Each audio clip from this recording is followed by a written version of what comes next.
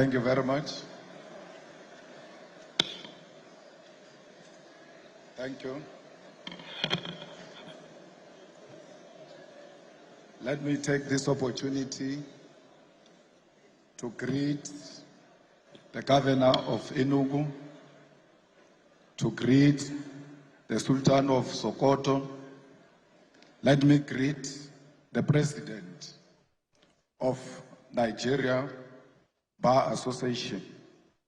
We are here because of your capable leadership, and we are happy that we are home here in Nigeria.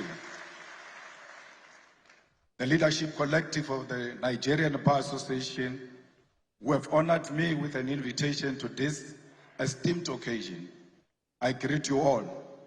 I further greet all members of the Nigerian Bar Association who are present here today, representing the legal fraternity of this great country, which remains a friend and ally of South Africa and her people. I'm humbled that you saw it fit to invite me to give an address to annual general conference, and by extension, that you saw it necessary to invite the EFF to give this keynote address. I imagine it was not an easy for a group of members of the law profession to reach consensus on who will address them, because your profession by nature is one of robust debate and contestation. So I understand here today. I stand here today proud because I know I'm a product of a robust debate and agreement by people who find it difficult to agree amongst themselves. Comrades and friends, the link between the legal profession and the cause for liberation cannot be separated. Because just like us, you are instruments of justice. While we wage our battle for freedom in the picket lines, through activism, protest, and participation in governance, it is you, the members of the legal profession, who interpret the laws we make, who practice the justice we seek to achieve, and who fight tirelessly for those who cannot defend themselves in the courts of law. It is a profession characterized by sacrifice, intellect, and a commitment to interpretation of the past in order to achieve justice, fairness, and victory in the present and future. For the activists, we have a history and dialectical materialism to guide us into leading society towards a better tomorrow. And for the legal profession, you have indigenous law, common law, case law, the Constitution, and statute, an objective reality to achieve not only personal victory, but to establish collectively laws that will govern others for decades to come. Our duty, however, and primary responsibility is not to maintain laws simply because they exist as they are today. Our duty is not to be instruments of injustice and neo-colonialism. It is to be agents of change, and this demands of us to be brave enough to identify unjust laws, speak out, and form part of those that work tirelessly for our judiciary to be of service to our people. I say this not to encourage anarchy or lawlessness, but to draw us back to the difficult truth and reality that at times the laws has been used as a weapon of oppression. It has taken lawyers and activists to walk side by side, hand in hand, to stand up against laws that perpetuate the undermining of the dignity of the people. And we must all be alive to this history and this possibility today. This becomes even more important for us as Africans because for centuries, our very existence has been unlawful in the eyes of the oppressor. Our indigenous laws have been treated as inferior to Roman Dutch law or English law. To be an African has meant that for generations, we are not worthy of the laws and the rights that make us human beings. And for that reason, it was legal to abuse us, to enslave us, to steal our mineral wealth and oil, and to destroy and kill our heritage, history, and even our lives. The legal profession you belong to, the political system we belong to, the judiciary and parliaments were created without us in mind. They were crafted at our exclusion and built to sustain our suffering. We now sit in the corridors which were built to break the back and the soul of African people. The demand then from those who died at the hands of this institution that we now serve is that we transform them so that they become instruments of the people. The demand from history is that we make being an African legal practitioner, that we make being African politician and activist and African in general something to be proud of, and that we make being an African a sign of life and prosperity. Therefore, comrades, we do not exist side by side to maintain the status quo, but we are here to make our profession serve the African child. I wish to remind you that it was once legal to come to the shores of our great continent and kidnap Africans and enslave us in foreign lands. It was once legal to rape African women and children because they did not have the right to dignity of their European oppressors. It was once legal to take our land and our minerals because, according to the law of the white man, we were not civilized enough to control our own land and our own wealth. In South Africa, our freedom, our oppression, our resistance all had law at the center of it. Under apartheid, it was legal to restrict the movement of Africans to labor reserves called townships and to teach us inferior education so that we could only be servants of white masters. All of those problems were legal, and it took brave men and women to say that if the oppression of Africans is lawful, then such a law is unjust and must be opposed. Today, as our continent is troubled by corruption, leaders who utilize state machinery to sustain their rule at the expense of the poor and the African lives in abject poverty, a question we all ought to ask ourselves is whether the time for the legal profession and the activists to once again stand up for what is right. We must all ask ourselves whether the time has not once again arrived for liberation to be achieved against the sale of our nation to recolonization, and whether this fight must not begin by reimagining our laws for the better. We must therefore reach into this deep history of resistance and solidarity which is shared by our two nations in order to achieve the goal of restoring the humanity of Africa and their people. My brothers and sisters, the humanity of Africa is at the center of what the EFF stands for. We are an organization that was formed in 2013 purely out of the demands of the people of South Africa who wanted an alternative to the former liberation movement to achieve economic freedom in our lifetime.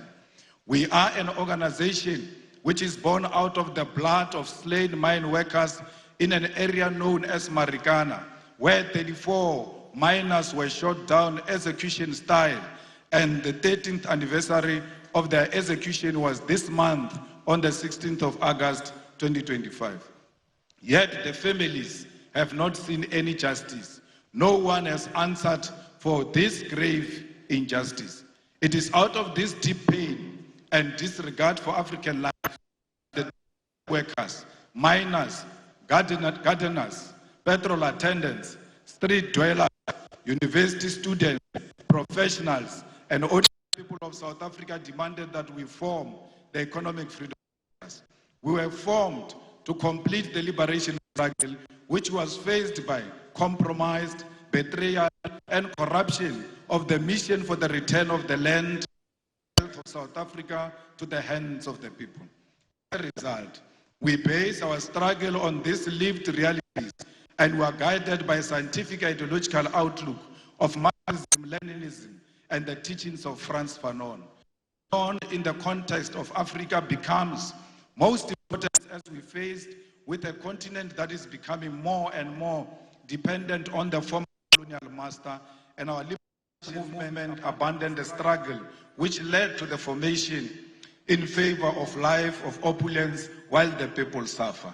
We are Marxist because we believe in the inherent need of an alternative economic system to capitalism, and we use the science of dialectics to wage our struggle for liberation.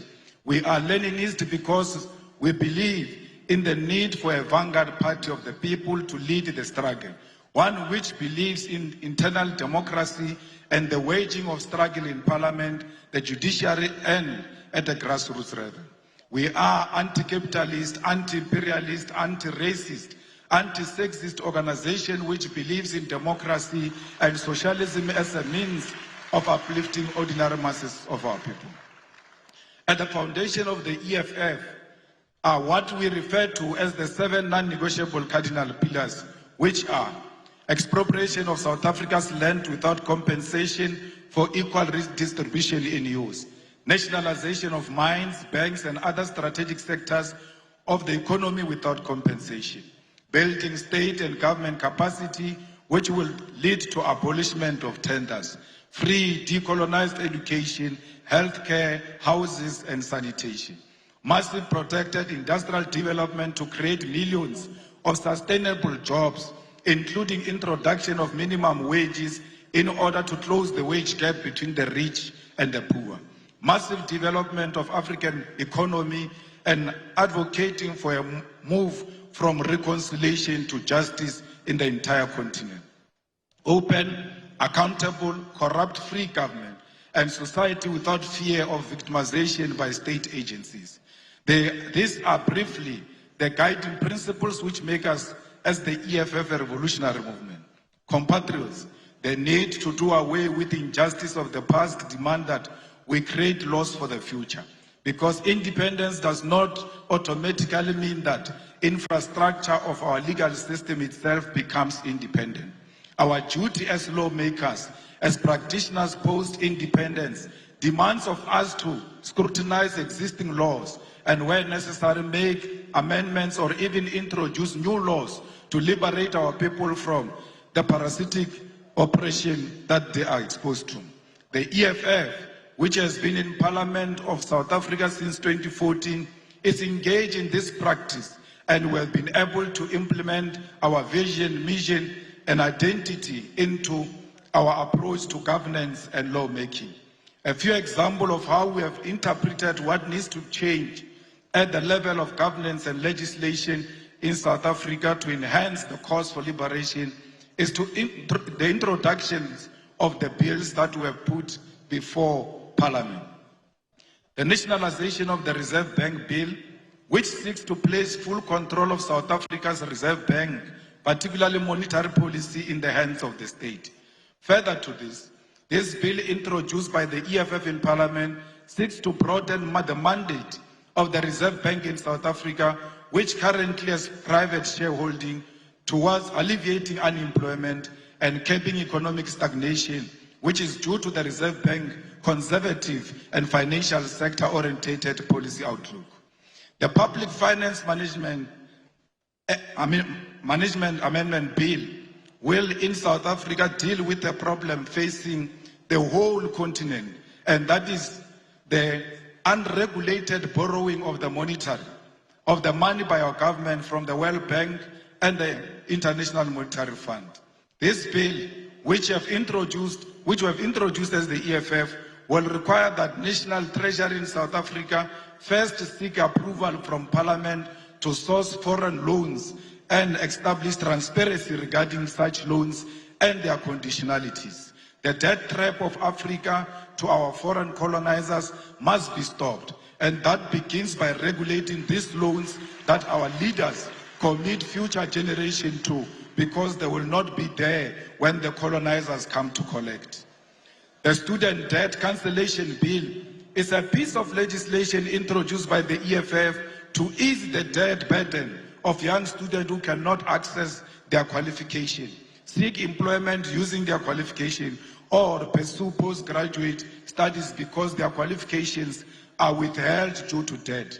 Student debt is an obstacle to the youth who have no source of income because they cannot access their degrees, and equally cannot generate a source of income because they cannot prove that they are qualified due to their qualification being withheld.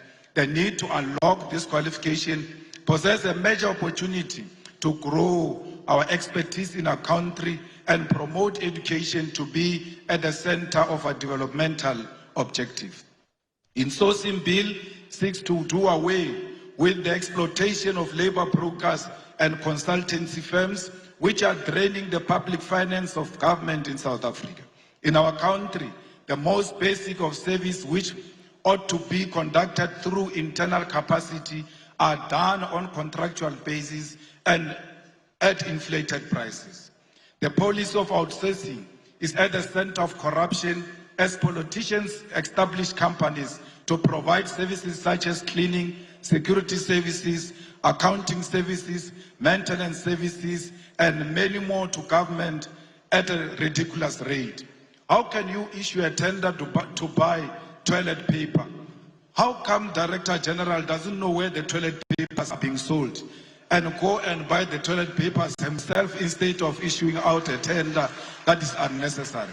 There are certain things that can be done by the government without involving the outside players. We don't want alcohol advertised in South Africa because they advertise alcohol through the means that is not a true reflection of alcohol.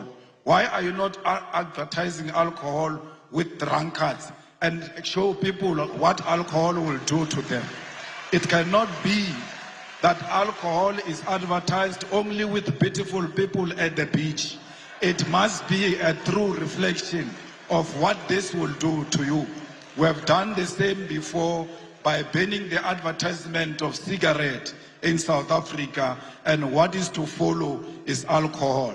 The EFF is also engaged in many other programs that seeks to empower our own communities and make sure that there is local procurement. Why should a prison in Enugu should go and buy vegetables in Lagos? They must buy where they are to promote local economy and to promote their own economic growth. We cannot allow a situation where people who do not come from where we come from are actually not benefiting from what their government can provide. Compatriots, I must reiterate once again that it is a deep honor to stand before you today in Nigeria, in Enugu State, a country that holds a special place in the hearts of all South Africans who understand history, who value solidarity, who appreciate the sacrifice made by others in the cause of our freedom. Nigeria is not just another African country to us. It is a comrade nation, one that stood firmly by our side during our darkest hour. When South Africa was shackled by apartheid, when our people were murdered, imprisoned, and denied basic humanity, Nigeria rose as a giant for justice, placing South Africa squarely at the center of its foreign policy. Former President Murtala Mohammed famously declared that Africa had come of age, that the continent will no longer tolerate interference from outside powers, and this still rings true today. Nigeria set up the Southern African Relief Fund, mobilizing its citizens to contribute to the liberation struggle. Even as it faced its own challenges at home, these initiatives raised millions of dollars to support the liberation of South Africa. People paid directly from their salaries to contribute to the liberation of the people of South Africa. Nigerian students sacrificed a portion of their income through the Mandela Tax, which supported an educational training program for black South Africans, and successive Nigerian governments never stopped in their material and moral support for South Africa's liberation. In fact, Nigerian government boycotted the 1976 Olympic Games and the 1979 Commonwealth Games in protest and in opposition to apartheid government. We cannot forget all those who stood by us during difficult times. Nor can we forget that when Nelson Mandela was released from prison in 1990, one of his earliest international visits was to Lagos and Abuja to personally thank the Nigerian people. This gesture, a foundation of a bond sealed in blood and sacrifice. However, this history must not remain in the past. This bond between South Africa and Nigeria must be carried forward into the present, not just in political sentiment, but in concrete economic collaboration. Both our nations stand as giants of the continent.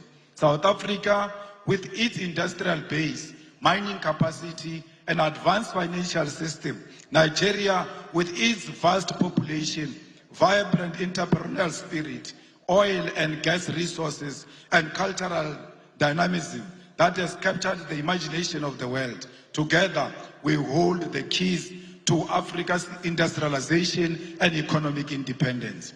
Consider what lies beneath our soils. Nigeria is blessed with abundant oil, natural gas, and growing agricultural sector. South Africa holds some of the richest deposits of platinum, gold, manganese, and coal in the world. Combined, we possess the minerals that power modern technology, the energy resources that fuel global industry, and the human capital to build a self-sufficient continent. Yet, both our nation remains trapped in neo-colonial arrangements where our raw materials are extracted cheaply and exported to Europe, America, and Asia, only to be sold back to us at crazy prices as finished goods. This is a cycle of dependency we must break. The path forward is clear. Nigeria and South Africa must industrialize together, build factories together, and process our resources on African soil. Imagine a joint program where South African mining expertise is combined with Nigerian oil wealth to create African-owned energy and resources conglomerate, one that refines, processes, and manufactures for Africa and the world. Imagine agricultural cooperation where Nigeria fertile lands provide food security for the continent, supported by South African machinery, logistics, and technology.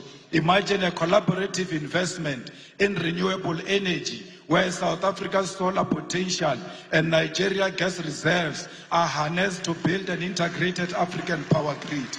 Already, we have glimpses of what is possible. South African companies such as MTN, SPAR, ShopRite, and MultiChoice have made significant inroads in Nigeria, creating jobs and bringing services. Nigerian businesses, investors, and cultural industries have equally expanded to South Africa. Nigerian music, filmmakers, writers influence South African culture, just as South African universities and industries provide platforms for Nigerian talent. But this cooperation has been uneven and at times marked by suspicion and the painful experience of xenophobia. Let me be unequivocal here. Xenophobia is a betrayal of African unity. It is a sickness born of poverty, inequality, and government failure. But its victims are our African brothers and sisters. Nigerians, Zimbabweans, Congolese, and Somalis are not the cause of the South Africa's unemployment crisis. The cause lies in the untransformed economy of South Africa, which remains in the hands of white minority and multinational corporations who continue to exploit labor while refusing to industrialize. Attacking fellow Africans diverts anger from the real enemy, and we must educate our people that unity, not division, is the solution to the African crisis. If we want to end one-way migration, where Nigerians are forced to leave home in search of opportunity in South Africa, we must integrate our economies. Young Nigerian engineers should be able to work in Johannesburg, Gaborone, Windhoek, Harare, Cairo, and Accra, not as foreigners, but as Africans contributing to Africa.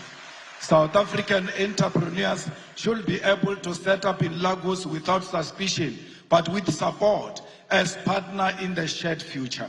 We must harmonize trade policies, align visa regimes, and build continental infrastructure that connects our people.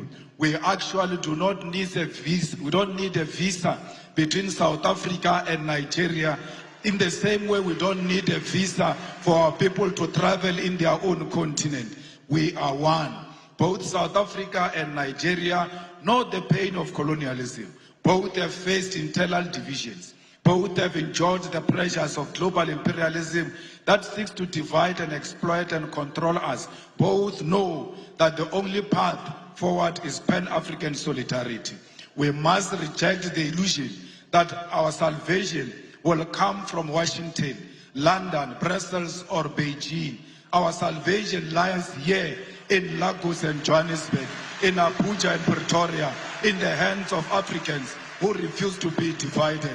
Together, Nigeria and South Africa can lead African continent free trade area not as a paper agreement, but as a living reality that changes the lives of ordinary people. Together, we can demand fair trade, protect our industries, and invest in education, technology, innovation. Together, we can prove that Africa is not a begging bowl, but a continent of giants. We must prove to the whole world that we are not xenophobic, we love one another. Black people are not loved in Africa and are not loved outside Africa. We have a duty to love ourselves and show the whole world on how it must treat us. We cannot treat each other badly and expect other people to treat us much better.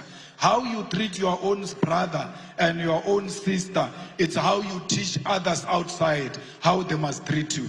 The unity of our continent is paramount, and we must never associate with any xenophobic agenda that perpetuates the divisions in South Africa. Solidarity is what we need for each other.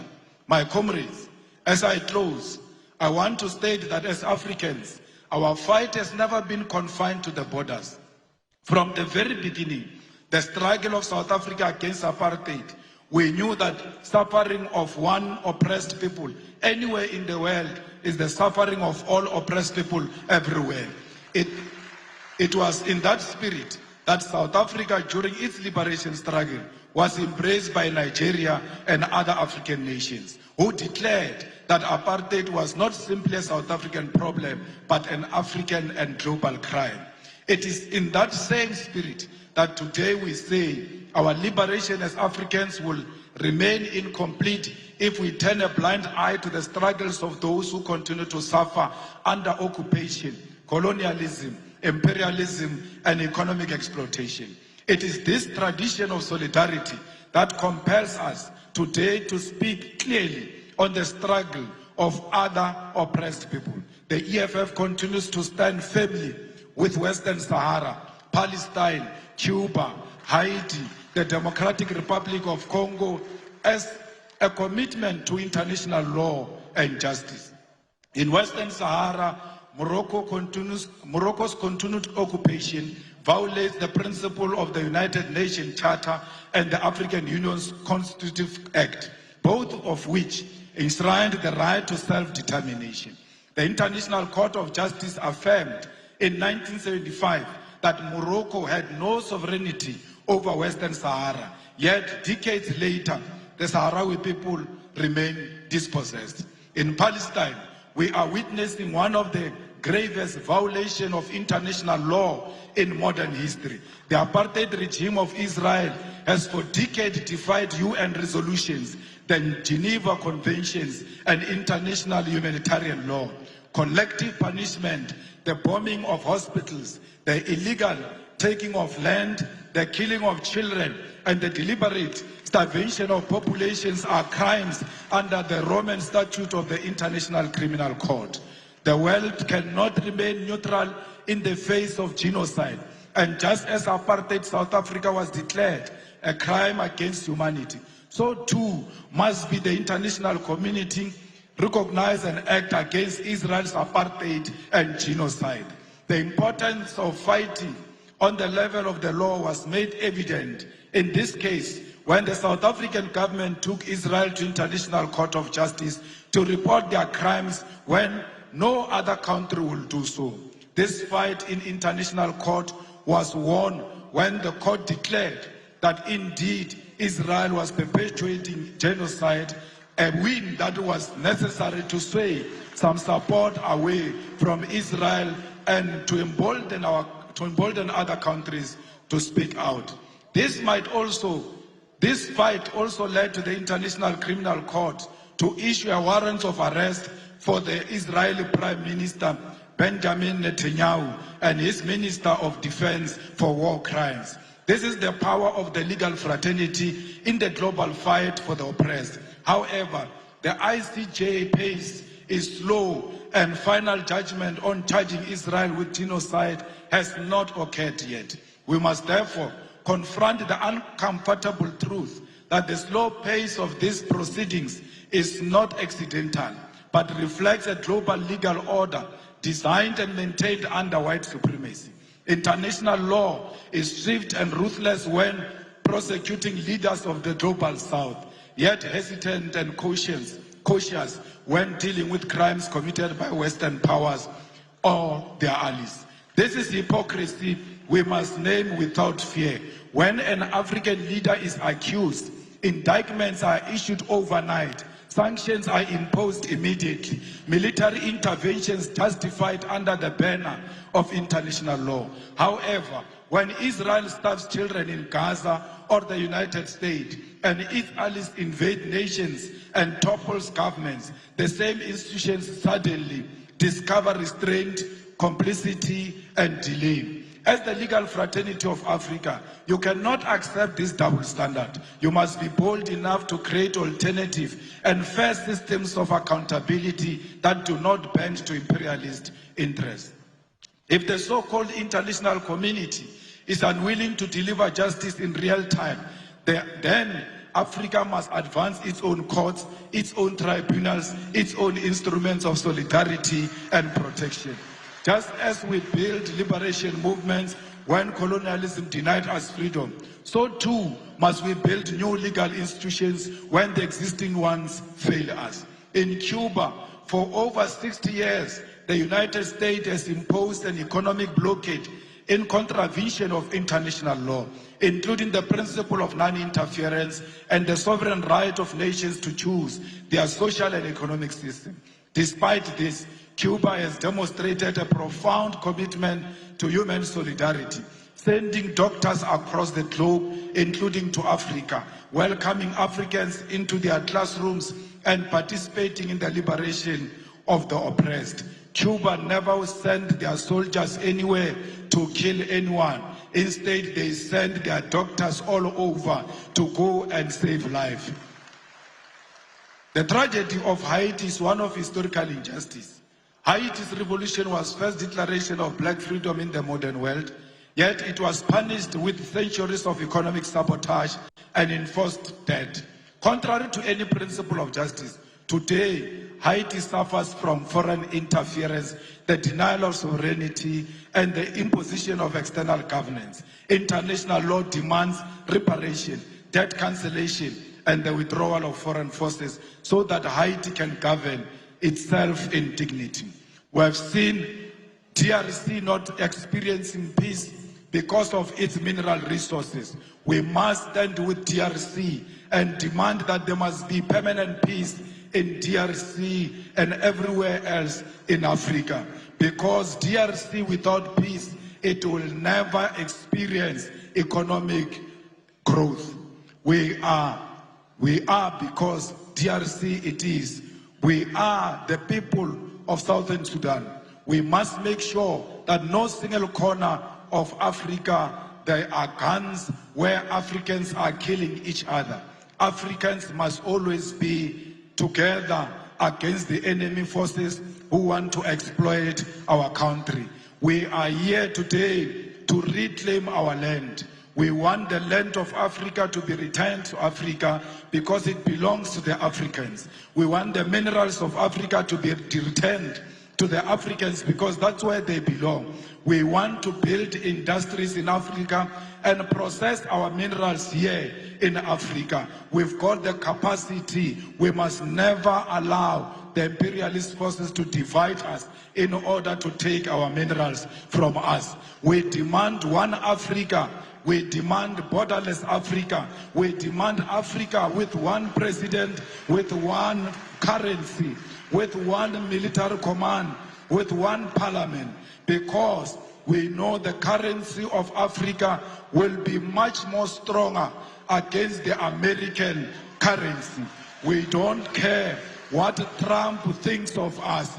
He will never choose a policy position for Africans. We are not subject of Trump. We must refuse to be subjects of Trump. We must stand together as the world changes and show the world that Africa is one and Africa is equal to all nations, to China, to Russia, to America. We are not just a small nation. We are a big nation. We are not a dark continent. How can we be dark when we've got diamond that is shining amongst us? We are a shining nation. I thank you.